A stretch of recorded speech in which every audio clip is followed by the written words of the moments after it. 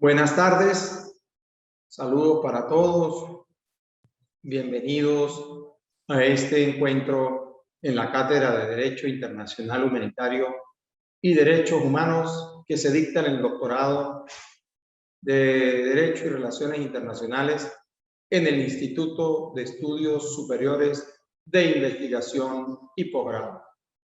Soy el docente Sami Hamdan Suleiman. Hoy vamos a tratar aspectos relacionados con el derecho internacional humanitario. Ya en los primeros dos módulos hemos fijado unas asignaciones propias del derecho, de los derechos humanos, y ya están próximos a ser, a finalizar pues el tiempo de la segunda actividad, la cual he fijado como límite el 24 del presente mes de julio. Ahora bien, vamos a entrar a considerar en este encuentro de la tarde de hoy lo que es el derecho internacional humanitario. Bueno, el derecho internacional humanitario es un conjunto de normas de origen convencional aplicable ¿a qué? A los conflictos armados, internacionales o no, es decir, pudiese tratarse también de un conflicto armado interno, tal cual ocurre, por ejemplo, en la vecina República de Colombia, con los grupos al margen de la ley, por lo que es denominado también el derecho de los conflictos armados, el derecho de la guerra. A eso se refiere el derecho internacional humanitario en cuanto a su aplicación, y tiene por objeto ¿qué? Aliviar el sufrimiento de las víctimas y la protección de estas y de los bienes esenciales para la sobrevivencia de las poblaciones, limitando para ello la libertad de los contendientes a la hora de elegir sus métodos y los medios empleados para la guerra. Hemos observado en eventos recientes, no hace mucho tiempo, por ejemplo, el tema Siria y otros temas vinculados al Medio Oriente, cómo la intervención militar extranjera pues a veces ha lesionado a la población civil. Y allí juega un papel estelar el derecho internacional humanitario, y ahora en lo sucesivo, más adelante, vamos a observar los convenios de Ginebra, los 4 convenios de Ginebra y sus 2 protocolos. Entonces, podemos definir el derecho internacional humanitario según fuente de un diccionario jurídico de editorial Espasa, específicamente nos define como el conjunto de normas cuya finalidad en tiempo de conflicto armado, bien sea interno o internacional, es por una parte proteger a las personas que no participan activamente en ese conflicto o que han dejado inclusive de participar en las hostilidades, y de otra manera también limitar, ¿verdad? Limitar los medios que se utilizan en el ejercicio de la guerra. Entonces, es un marco convencional que fija algunas regulaciones. Y nosotros tenemos, pues, que esas normas que constituyen el derecho internacional humanitario, pues vienen acopiadas en una variedad de instrumentos. Allí nosotros podemos hablar de las convenciones de La Haya, de los 4 convenios de Ginebra del año 1949. Al respecto debo indicar que el primer convenio de Ginebra, pues, ¿qué persigue? ¿Qué protege? Protege la suerte que puedan correr los heridos y los enfermos de las Fuerzas Armadas en campaña. El segundo convenio de Ginebra busca aliviar la suerte que corren los heridos, los enfermos y los náufragos de las Fuerzas Armadas en el mar. El tercer convenio de Ginebra es relativo al trato dado a los prisioneros de guerra en el mar, y el cuarto convenio de Ginebra tiene que ver con la protección debida a las personas civiles en tiempos de guerra. Bueno, esos 4 convenios de Ginebra son de suma importancia para esta carta. Y precisamente sobre este aspecto yo voy a fijar una actividad en esta unidad y más adelante le será indicado.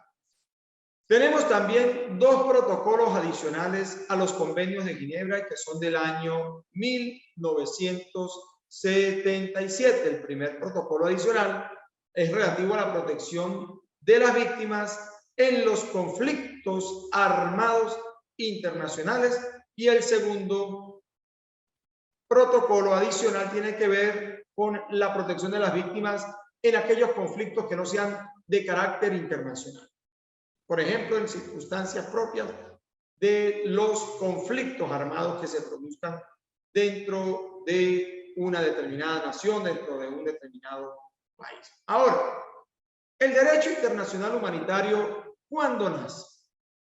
¿Cuándo nace el derecho internacional humanitario?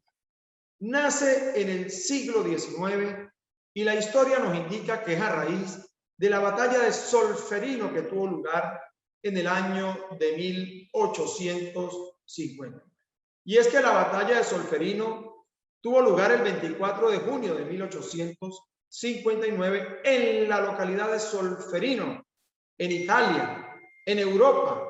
Y allí, pues, el ejército de Austria, al mando, en este caso, de Francisco José I, al mando de unos 1000 hombres, pues fue derrotado por los ejércitos de Napoleón III de Francia y del Reino de Cerdeña, comandado por Víctor Manuel II, con una fuerza aproximada de 118.600 hombres.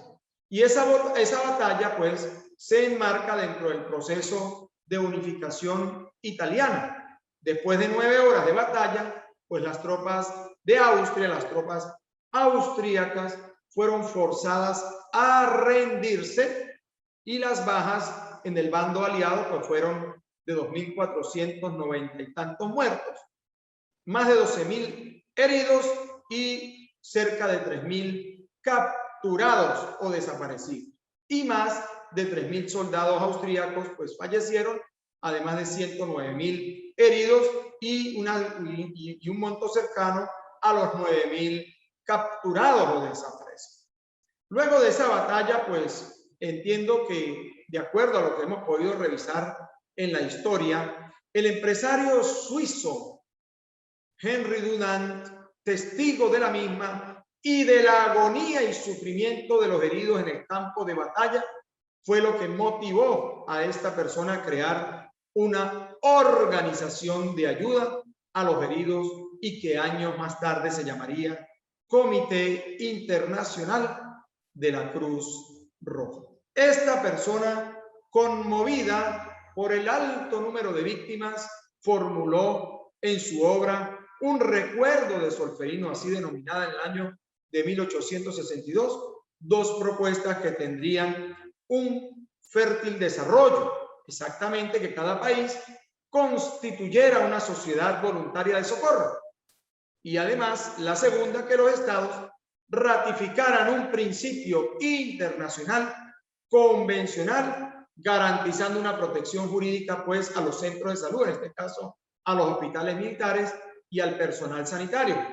Y ya luego, poco después, ya en 1864, se adoptaba la primera convención para mejorar la suerte de los militares heridos en campaña, con la cual nacía pues el derecho internacional humanitario. Es decir, allí tenemos un conjunto de regulaciones escritas, y es que precisamente el derecho internacional humanitario viene recogido en diversos instrumentos. Ya lo señalé antes, las diversas declaraciones y las convenciones de La Haya del año 1000, empezando en el año 1899 hasta aproximadamente el año 1973, es decir, exactamente finales del siglo XIX y buena parte del siglo XX. Y los 4 convenios de Ginebra del año 1949, además de sus 2 protocolos adicional. Ahora, yo quiero entrar a considerar un tema importante y tiene que ver exactamente con el ámbito de aplicación del derecho internacional humanitario. Es decir, el derecho internacional humanitario se concibió ¿para qué? Para ser aplicado en los conflictos armados internacionales entre estados reconocidos. En principio fue así. Solo una parte del derecho internacional humanitario se puede destinar a los conflictos armados internos. En concreto, así es que se produce, por ejemplo, en la vecina República de Colombia, donde converge un grupo un conjunto de grupos irregulares al margen de la ley que han generado pues un conflicto interno al cual pues el Estado ha tenido que sobre el cual el Estado ha tenido que mitigar o accionar a fin de poder controlarlo, y es precisamente en ese ámbito interno cuando cobra vigencia el derecho internacional humanitario, ello a modo de ejemplo para el caso o para la cátedra que en este momento nos ocupa. Sin embargo, nosotros en este punto de la cátedra tenemos que hablar también de un tema de suma importancia en cuanto a no confundir lo que son los derechos humanos y el derecho internacional humanitario. Es un punto válido, valedero, porque uno escucha a veces, incluso a abogados, confundir los términos. Son dos ámbitos total y absolutamente distintos, y en ese sentido paso a señalar. El derecho internacional de los derechos humanos y el derecho internacional humanitario tienen orígenes diferentes. Pues el derecho internacional humano, los derechos humanos nacen efectivamente desde el punto de vista formal, pues en el siglo XIX, mientras que el derecho internacional humanitario prácticamente tiene su origen en el siglo XX. Del mismo modo, también difieren pues sus objetivos. El primero, en este caso, el derecho internacional de los derechos humanos tiende a la consecución ¿de qué? De los derechos humanos en tiempos de paz, mientras que el derecho internacional humanitario pretende proteger a las víctimas de los conflictos armados, es decir, no cobran vigencia en tiempo de paz, sino en tiempo de conflicto, en tiempo de guerra. Sin embargo, ambos pues tienen el objetivo común y general de proteger a la persona humana. En el ámbito del derecho internacional de los derechos humanos en tiempos de paz, y en el ámbito del derecho internacional humanitario, pues en tiempos de conflicto. Ahora bien, la mayoría de los tratados en materia de derechos humanos permite que los países deroguen la mayor parte de sus disposiciones en tiempos de guerra. Así lo señala el conjunto de regulaciones normativas y los criterios que la doctrina ha generado en este punto, excepto a aquellos derechos que tienen que ver con lo que se conoce como núcleo duro de esos derechos, que a todo evento resultan inderogables. Se trata básicamente del derecho a la vida, a la prohibición de tortura y otros tratos inhumanos o degradantes, la prohibición de la esclavitud y las condenas que puedan dictarse sin un juicio previo. Por consiguiente, existe pues un espacio en el que convergen el derecho internacional humanitario y el derecho internacional de los derechos humanos, es decir, ambos son derechos distintos. Los instrumentos jurídicos de los que derivan son diferentes y sus campos de aplicación también son diferentes, pero se complementan entre sí. Hablemos del derecho internacional humanitario y las Naciones Unidas. El hecho de que la misma Carta de las Naciones Unidas prohibiera el uso de la fuerza armada y tendiera pues hacia la consecución de la paz y la seguridad internacional, influyó inicialmente en el desinterés de la Organización de las Naciones Unidas por el derecho internacional humanitario, por cuanto precisamente este último, el derecho internacional humanitario, se orienta ¿a qué exactamente? A regular las guerras.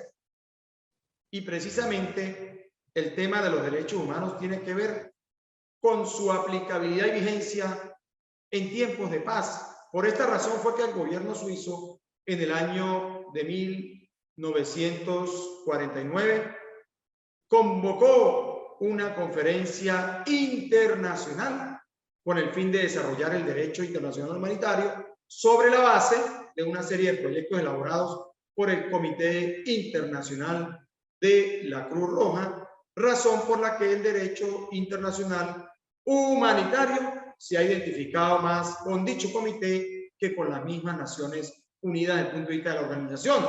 Y allí se adoptaron los 4 convenios de Ginebra de 1949 a las que se adhirieron numerosos estados. Vamos a tratar de ubicar ahorita aspectos sobre los principios en el tema de los derechos humanos. Vamos a ver si ubico un material aquí que tengo para ustedes. Creo que hoy se está subiendo ese material para el aula virtual a los efectos de que puedan tener acceso al mismo. Vamos a ubicar los principios reguladores del derecho internacional humanitario. No sé si alguien quiera decir algo, si están oyéndome de buena manera, me están escuchando de buena manera. Fíjense, nosotros hablamos en la clase anterior de las características de los derechos humanos. Nosotros señalamos allí que eran inherentes, que eran inalienables, universales, intransferibles, absolutos, inviolables, imprescriptibles, irreversibles y que eran una garantía del derecho, del Estado de Derecho. Bueno, las características del derecho internacional humanitario pues son las mismas que fijamos en el tema de los derechos humanos. Sin embargo, estas son aplicables exactamente a los contextos de conflictos internacionales o conflictos armados internos. ¿Y por qué? Porque el derecho internacional humanitario regula las relaciones en caso de algún tipo de conflicto armado internacional o también en caso de algún grado de conflicto armado interno, llámese inclusive tensiones y disturbios. Allí se fija un régimen general de protección internacional de las víctimas de los conflictos armados internacionales o de los conflictos armados internos, también frente a situaciones de tensión y disturbio. Además, acopia la codificación y la especificación, ¿verdad?, de las primeras normas que protegerían a los heridos y a los enfermos en el campo de batalla. Y también busca, por supuesto, aliviar la suerte que corren los heridos y los enfermos de las Fuerzas Armadas en campaña. Entiéndase aquí el primer convenio de Ginebra. Y busca también aliviar la suerte de los heridos y enfermos y náufragos de las Fuerzas Armadas que se producen en el mar. En este caso lo van a encontrar en el segundo convenio de Ginebra. Además, el tema de los prisioneros de guerra en el mar a través de la convención, de la tercera convención de Ginebra, y la protección de los civiles en tiempos de guerra, que eso lo encontramos también en el protocolo, perdón, en el cuarto convenio de Ginebra, y que además se refuerza exactamente con el primer protocolo de la Convención de Ginebra, el protocolo adicional número 1 del año 1900. 1977 y el protocolo número 2 que tiene que ver con las víctimas, la protección de las víctimas de los conflictos que no son de carácter internacional y que en todo caso tienen que ver con los conflictos armados internos. Bueno, y también en la clase anterior hablamos de los principios que rigen los derechos humanos, hablamos de la buena fe, del principio de interpretación pro homini, del principio del universalismo en materia de derechos humanos, ¿verdad? El principio de complementariedad, el principio de no discriminación, el principio de la responsabilidad estatal, el principio de la responsabilidad individual, además del principio de inderogabilidad y de la democracia o de la sociedad democrática. Bueno, hay unos principios que también, a diferencia del derecho, de los derechos humanos, pues rigen el derecho internacional humanitario. Y aquí tenemos que hablar del principio de humanidad. Es decir, se debe tratar con humanidad a todas aquellas personas que no participen en las hostilidades, entiéndase aquí, conflictos armados internacionales o conflictos producidos en el interior de un determinado país. También tenemos el principio de igualdad entre los beligerantes. ¿Qué significa esto? Que la aplicación del derecho internacional humanitario no puede afectar el estatuto de las partes en conflicto, toda vez que el derecho a la guerra es independiente al derecho internacional humanitario. Es decir, regula la forma en que se conducen las hostilidades, de forma que una vez iniciado un conflicto armado, se aplica de forma indiscriminada a todas las partes enfrentadas, es decir, de manera igual, de manera idéntica. El principio de necesidad militar es otro principio del derecho internacional humanitario. Este derecho internacional humanitario pues fija un equilibrio entre las necesidades de la guerra y los condicionamientos humanitarios, de forma que no se deben causar al adversario males desproporcionados con relación al objetivo del conflicto armado, como lo es, pues, por supuesto, en un todo conflicto, vencer al enemigo. Supone, pues, optar por el menor mal posible o la menor posibilidad de causar daños a la parte adversa, ¿verdad? Es decir, no superar las expectativas de violencia que permitan habilitar el desarrollo de determinado conflicto. Es importante tener muy en cuenta este principio de la necesidad militar a fin de poder evaluar el comportamiento de ellos en el marco de un conflicto armado internacional o en el marco de un conflicto armado interno. Tenemos también el principio de no discriminación. Se prohíbe toda distinción desfavorable en la aplicación del derecho internacional humanitario por razones de raza, género, lenguaje, religión o creencias, opiniones políticas o de cualquier naturaleza, bien sea de carácter social o por razones de nacionalidad, por razones de riqueza, cualquier otro criterio análogo que permita fijar una postura discriminatoria. No obstante, se entiende que pueden haber diferencias en cuanto al trato en beneficio de determinadas personas, por supuesto, con el fin de solucionar las desigualdades derivadas de su propia situación o ante las necesidades o desamparo que pueda sufrir determinada persona o determinadas familias en el marco de un conflicto y que puedan generar mayor desfavorecimiento o mayor desatención frente o con relación al nivel de conflicto o a las consecuencias que ese conflicto le ha producido. Y también tenemos el principio del derecho de Ginebra. Las personas que estén fuera de combate y las personas civiles que no participan de manera directa en las hostilidades deben ser respetadas, deben ser protegidas y tratadas con humanidad. Se refiere este principio ¿a quién? A los heridos, a los enfermos, a los náufragos, a los prisioneros de guerra y a la misma población civil víctimas de los conflictos armados.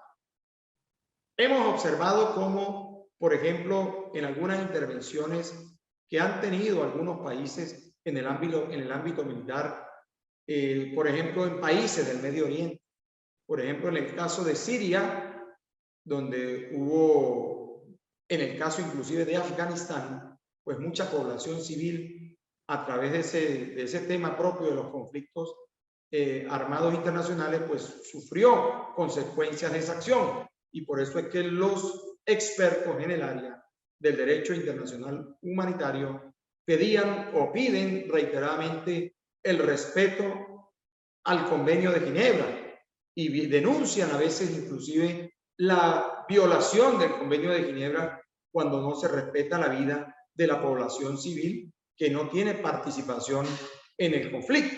Entonces es importante también tener eso muy presente. Tenemos el principio de inmunidad. ¿A qué se refiere este principio? Bueno, a que la población civil, ¿verdad? Y las personas civiles deben gozar de protección general contra los peligros que procedan como consecuencia de las acciones militares. Es decir, que está prohibido el ataque a la población civil. Los civiles que no tienen participación en los actos hostiles no pueden ser atacados por las autoridades militares en conflicto, en el ejercicio del hecho o de la defensa o del ataque militar que puedan realizar sobre determinado sector de un país. Es decir, no puede verse afectada la población civil con consecuencias, como todos hemos podido observar en estos casos, pues fatales, porque se ha producido la muerte de muchas personas de forma injusta. Y tenemos también el principio de la prioridad humanitaria. En aquellos casos donde exista duda, pues se le debe otorgar prioridad a los intereses de las víctimas sobre las necesidades derivadas del desarrollo del conflicto. Las normas del derecho internacional humanitario han sido elaboradas para garantizar la protección de quienes sufren las consecuencias de la guerra y deben ser por ello interpretadas de la forma más favorable en defensa de ¿qué? De sus propios intereses. Y tenemos también el principio de distinción. Y este principio de distinción debe conducir a lo siguiente, a que las partes que están en un determinado conflicto deben distinguir en todo momento entre la población y los combatientes. Es decir, tener bien claro quiénes son los combatientes y quiénes corresponden o quienes son parte de la población civil. Los ataques deben ser siempre dirigidos única y exclusivamente contra los combatientes y no contra la población civil. A eso se refiere ese principio. Y también el principio de proporcionalidad. Se prohíben las armas y los métodos que causen a las personas civiles y a sus bienes daños excesivos con respecto a la ventaja militar concreta y directa prevista. Se prohíbe, por ejemplo, lanzar ataques cuando sea de prever que causarán incidentalmente muertes a civiles o heridos o producir gravedad de lesiones a la población civil o daños a los bienes de carácter civil o ambas cosas. Entonces, esa conducta o ese proceder que pudiese resultar excesivo, pues eso obviamente genera una ventaja en la acción militar y por eso es que cobra vigencia el principio de la proporcionalidad en el ejecútese de la acción de los cuerpos militares. Y el principio también de limitación de la acción hostil. No es ilimitado el derecho, ojo con esto, no es ilimitado el derecho de las partes en conflicto a elegir los medios y modo de combatir contra la parte adversa. De manera que existen medios o armas lícitas e ilícitas y formas de emplear los modos permitidos o contrarios al derecho internacional humanitario. Por ejemplo, el tema de las armas químicas, el tema de las armas biológicas. Entonces, ese tema tiene unos controles y pues el derecho internacional humanitario impide el uso de ese tipo de armas para en el marco de un conflicto armado. ¿Por qué? Porque son armas nocivas que no distinguen entre el personaje vinculado al conflicto armado y la persona que es pasiva en este caso, que es la misma población civil que no guarda ningún tipo de actuación en relación al acto hostil que es producto de la regulación del derecho internacional humanitario. El principio de la reciprocidad. El derecho internacional humanitario es de obligatorio cumplimiento para las partes. Ninguno puede justificar su incumplimiento argumentando que las otras partes en conflicto estaban violando las prescripciones establecidas. Entonces, es importante tener muy presente estos principios del derecho internacional humanitario. También nosotros vamos a tratar algunos puntos propios de los objetivos del derecho internacional humanitario. Que si nos ponemos a ver los objetivos del derecho internacional humanitario, pues son derivativos ¿de qué? De sus propios principios reguladores. ¿Por qué? Porque los objetivos del derecho internacional humanitario tienen que ver con estos puntos. Primero, busca limitar el uso de la violencia en los conflictos armados. Segundo, pretende proteger a las víctimas de los conflictos armados. Tercero, busca salvaguardar y proteger a las víctimas de la guerra. Entiéndase aquí los heridos, los enfermos, los náufragos, los prisioneros de guerra, la misma población civil. Busca también aliviar la suerte que corren los heridos y los enfermos de las Fuerzas Armadas en campaña. Véase aquí ellos representados en el primer convenio de Ginebra. También persigue aplacar la suerte que corren los heridos, los enfermos y los náufragos de las Fuerzas Armadas en el mar. Ellos se representan en el segundo convenio de Ginebra. Busca cuidar o preservar el trato debido a los prisioneros de guerra en el mar. Aquí lo encontramos normado en el tercer convenio de Ginebra, y además de la protección debida de las personas civiles en tiempos de guerra, obsérvese el cuarto convenio de Ginebra, además de la protección de los conflictos armados internacionales, de la protección de las víctimas de los conflictos sin carácter internacional. Entiéndase aquí, en el caso del primer punto, el primer protocolo adicional del convenio de Ginebra, y en el segundo, pues, punto, el segundo protocolo adicional del convenio de Ginebra.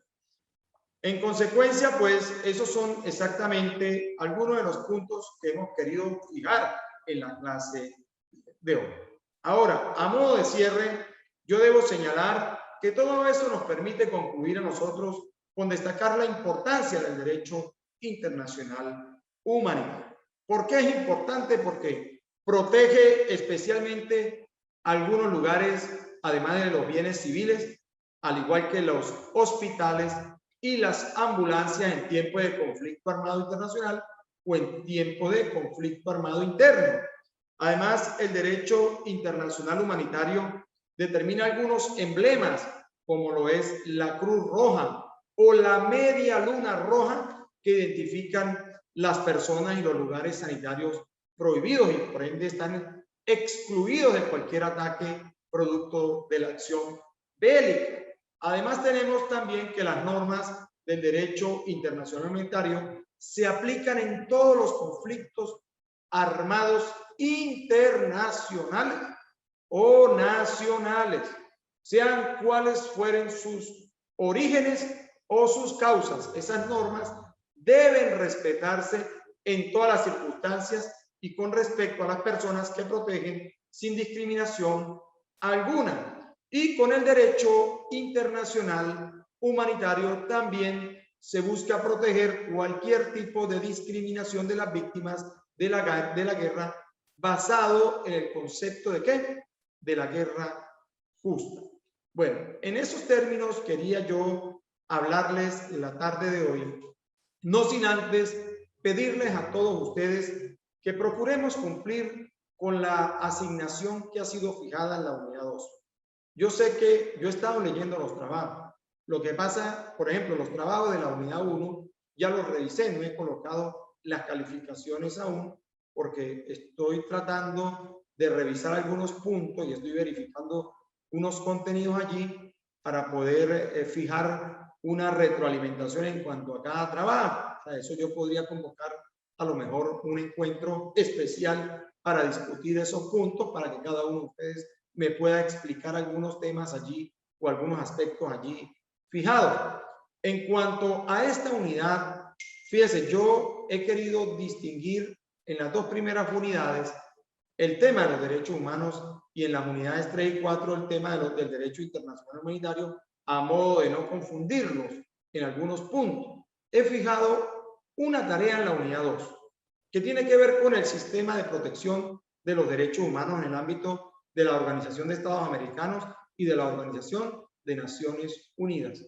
Ayer revisé el aula y faltaban como que 5 personas por cumplir con la actividad y me vi obligado a extender la actividad hasta el día 24. Sin embargo, por favor, tratemos de cumplir con esa tarea y ya el día de mañana podrán observar la actividad de la unidad 3. Yo quiero que en esas asignaciones, en esas tareas, evitemos repetir lo que está en el material.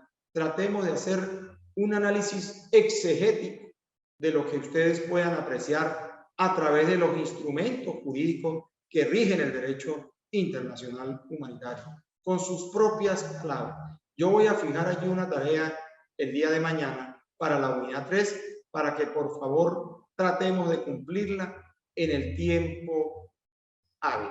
Bueno, para mí ha sido un honor compartir con ustedes la tarde de hoy, no sin antes agradecerles su presencia y desearle el mayor de los éxitos y las bendiciones, y nos volveremos a encontrar en el tercer encuentro que tendrá lugar en los días venideros, que les será anunciado en el aula virtual. Tengan todos una feliz tarde.